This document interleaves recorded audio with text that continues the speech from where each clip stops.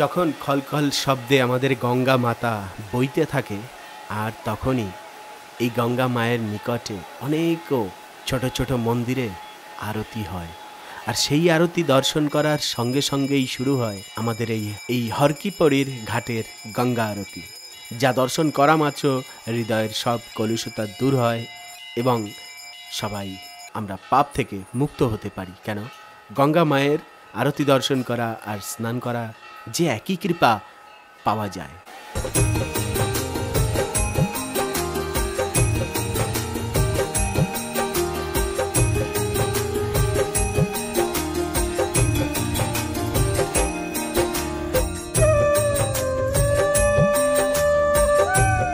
জয় বাম্বলে মিত্র, তো আজকে দর্শন করাবো আমাদের হরকিপড়ি, মানে সন্ধ্যের পরের দৃশ্য, গোধূলি লগ্নের দৃশ্য কেমন হয় এবং তার সাথে সাথে কি সেটা হলো হরকিপড়ির গঙ্গা আরতি, যেটা সবচাইতে প্রসিদ্ধ। যে ঘাটের নাম হলো হরি কি পেরি। পুরাণের কথা অনুযায়ী এখানে হরি নামক এক রাজা ঘাট নির্মাণ করেছিলেন। ঘাটকে বলা হয় পেরি এবং রাজার নাম ছিল হরি, আর হিন্দিতে তাই বলা হয় হরি কি পেরি। এ হলো সংক্ষেপে এই হরকিপড়ি ঘাটের একটুখানি মহিমা। আরও অনেক মহিমা রয়েছে, ভিডিও দর্শন করতে করতে তো সবই জানবো আমরা। এই হলো আমাদের হরকিপড়ির ঘাট। আর মিত্র জানেন, এই হরকিপড়ির ঘাটের ইতিহাস একটুখানি সংক্ষেপে বলি যে আমাদের এই হরকিপড়ির ঘাটের ঠিক সোজাসুজি উপরে আকাশ মার্গ, এই আকাশ থেকে গরুড়দেবজি নিয়ে যাচ্ছিলেন অমৃতের ভার, আর সেই অমৃতের ভার থেকেই এক বিন্দু এই হরকিপড়ির ঘাটে পড়ে এবং সেটা অমৃত ঘাট হয়ে যায়। এবং এই স্থানে কিন্তু এক বিশাল বড় প্রসিদ্ধ মুনি ঋষির তট রয়েছে। জানেন সেই মুনি ঋষি কে? মিত্র, সেই মুনি ঋষি হলো বাল্মীকি মুনি ঋষি, যিনি এখানে এসে তপস্যা করেছিলেন। মিত্র, এই যে হরকিপড়ির সোজা ব্রিজটা রয়েছে, এর পাশেই কিন্তু বাল্মীকি মুনির আশ্রম রয়েছে। অনেকে জানেন, অনেকে হয়তো জানেন না। আরও অনেকও লীলা রয়েছে। মিত্র, এই সেই হরিদ্বারের তট, যে তটে বসে সুখদেব গোস্বামী ভাগবত কথা শ্রবণ করিয়েছিলেন পরীক্ষিত মহারাজকে 7 দিন যাবত, এবং এখান থেকে উদ্ধার হয়ে কিন্তু উনি বৈকুণ্ঠ লোকে ফিরে যান।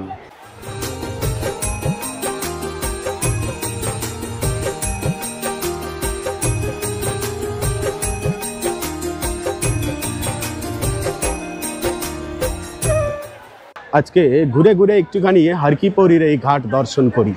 দিনের থেকে বেশি আনন্দ কিন্তু সন্ধ্যের পরে। ভক্তরা দূর দূরান্ত থেকে চলে আসেন এখানে, সারা রাত ধরে স্নান চলতে থাকে। এই স্নান চলার কিন্তু কোনো নির্দিষ্ট টাইম নেই। হ্যাঁ, শুভখানে কুম্ভ মেলার সময় চতুর্দশীতে, একাদশীতে তো স্নান হয়ই হয়, তবুও 12 মাস কিন্তু চলতে থাকে। আর বিশেষ করে শনি রবিবার সবচাইতে বেশি ভিড় হয় এই হরকিপড়ির ঘাটে।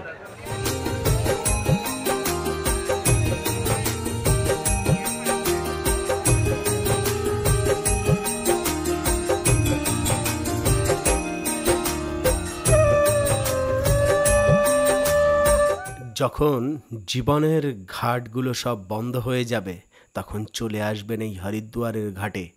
অবশ্যই দেখবেন নৌকা নিয়ে কোনো না কোনো মাঝি বসে রয়েছে আপনাকে পার করে নিয়ে যাবে বলে। আসলেই তাই, এত ভক্তের সমাগম এই ঘাটে কারণ কি? শুধু এই একটাই, জীবনের ঘাটের সব দরজাগুলো যে বন্ধ, তাই এইখানের নৌকাতে করেই পার হয়ে যাচ্ছেন সবাই ওপারে, অথচ আপনি আমি কোথায় পড়ে রয়েছি, তাই না?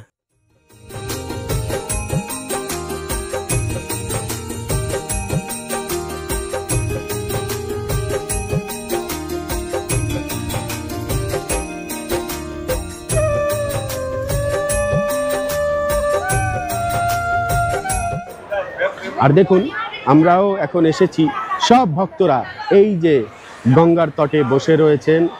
ভক্তরা আসছেন যাচ্ছেন, হাজার হাজার, লক্ষ লক্ষ। আর এই যে হরকিপড়ির ঘাট, এটা কিন্তু একটু একটু নয়, বিশাল বড় ঘাট রয়েছে মিত্র। অপরূপ সুন্দর লাগছে এই হারকিপৌরির ঘাট, অসাধারণ সুন্দর। এই হারকিপৌরির ঘাট দর্শন করলে যেন মনে হয় যে এখানে স্নান করবেন এবং স্নান করা হয়ে গেলে পরেই সঙ্গে সঙ্গে উপরে চলে যাবেন। কোথায়? বৈকুণ্ঠ লোকে। আর সবচাইতে সুন্দর ভিউ আসে হারকিপৌরির এই স্থানটিতে দাঁড়ালে পরে। সুন্দর এমন একটা পরিবেশ এখানে যে যেন মনে হয় আমরা ভোলানাথের চরণেই পড়ে রয়েছি। ভোলানাথের অনেক কৃপা পাওয়া যায়। হরিদ্বার আসলেই শিবজির অনন্ত কৃপাপ্রাপ্তর স্থান।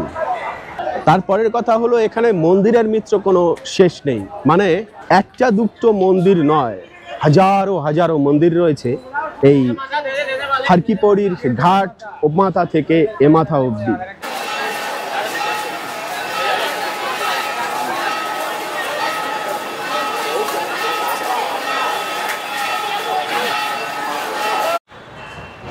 সবচাইতে বড় আনন্দের বিষয় হলো এই হারকিপৌরির ঘাটে যে মিত্র এখানে আপনি সাক্ষাৎ গঙ্গা দেবীকে দর্শন করতে পাচ্ছেন, তাই না? আর সেই গঙ্গোত্রী থেকে চলে আসা গঙ্গা দেবী এখানে এসে অনেকটাই শান্ত। কেন কি স্রোত এখানে তো অবশ্যই রয়েছে, তবে অনেকটাই কম। এই কম স্রোতের ভার কিন্তু সামলানো আমাদের পক্ষে অনেক বড় দায়। আর তারপরে যদি আর হয় উপরে, যেরকম গঙ্গোত্রী, যমুনোত্রী, নর্মদা, গোদাবরী যেখান থেকে শুরু হয় সেই সব স্থান থেকে, তাহলে তো আর কথা নেই মিত্র।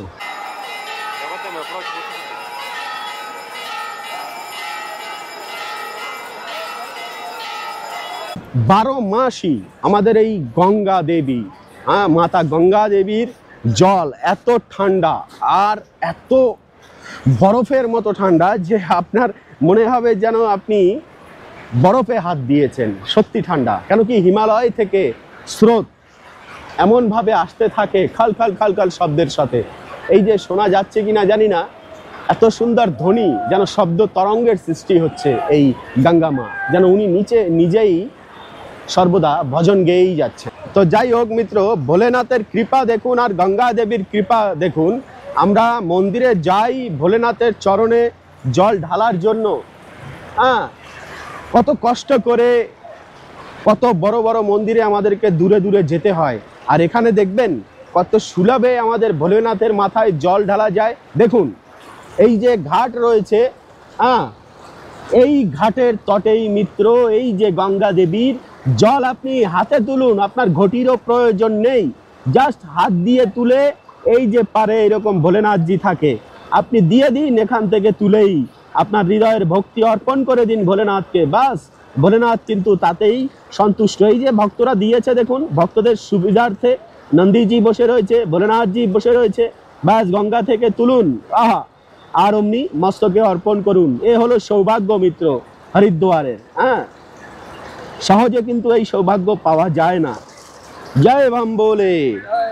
কৃপার একটা লিমিট থাকে, কিন্তু আমাদের ভোলানাথজি এতটাই ভোলা যে ওনার কাছে আনলিমিটেড কৃপা। আজ পর্যন্ত ইতিহাস সাক্ষী, যত অসুরেরা তপস্যা করেছেন ভোলানাথের কাছ থেকেই বেশিরভাগ বর প্রাপ্ত হয়েছেন। কেন জানেন? এই যে আমাদের ভোলানাথজি খুব তাড়াতাড়ি সবাইকে কৃপা করে ফেলেন, সেই কারণে।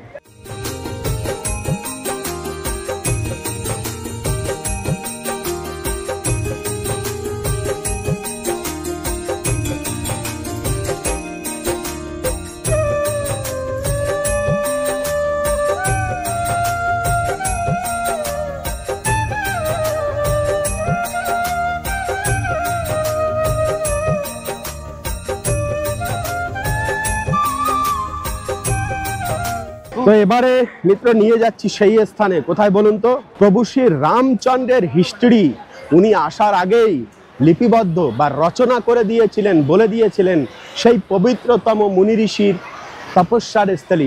উনি এখানে কিছুদিন তপস্যা করেছিলেন, যার নাম শ্রী শ্রী বাল্মীকি মুনি।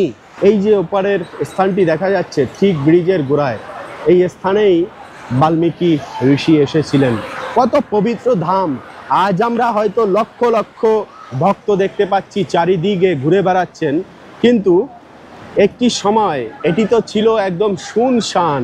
এই ঘাট এত লোকজন মানুষজন কেউই ছিল না, শুধু গঙ্গা দেবী আর হলো এই পর্বত ছিল, এখন বর্তমানে তো অনেক নির্মাণ। তো সেই সময়ে সেই মুনি ঋষিরা তপস্যা করেছেন এসব স্থানে গঙ্গা দেবীর তটে। আসলে যত তপস্যা সব নদীর তটেই বেশিরভাগ ভক্তরা করেছেন, আর তাই তো বড় বড় মন্দির নির্মাণ হয়েছে এই গঙ্গা দেবীর তটে।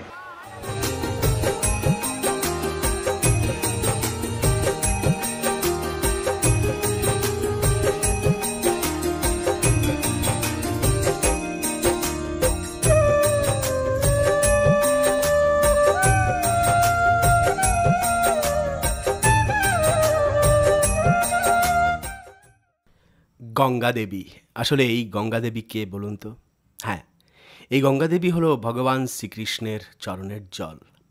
বামন অবতার নিয়ে যখন সম্পূর্ণ তিনলোক মেপে নিয়েছিলেন ভগবান বামনদেব, তখনই কারন্দকশায়ী সমুদ্রের জল, ভগবান শ্রীকৃষ্ণের চরণের জল, সেটিই কিন্তু এই ধরাধামে চলে আসেন শিবজির মস্তকে, এবং মস্তক থেকে পাবন ধারা সেই হিমালয় থেকে গড়িয়ে গড়িয়ে আস্তে আস্তে আস্তে আস্তে এই হরিদ্বারের তটে, এবং এই হরিদ্বারের তটে সেই আমরা সহজেই কিন্তু গঙ্গামাতার দর্শন পাই, যা সেই গঙ্গোত্রীতে দর্শনের জন্য গেলে পরে খুব দুর্বিষহ এবং কষ্টসাধ্য হয়ে পড়ে।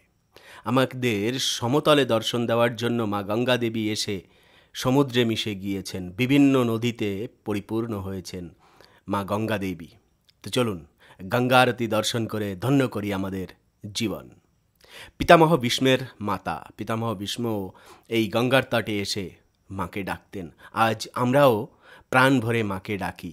উনিই আমাদেরকে একমাত্র পবিত্র করতে পারেন পাপপূর্ণ জীবন থেকে।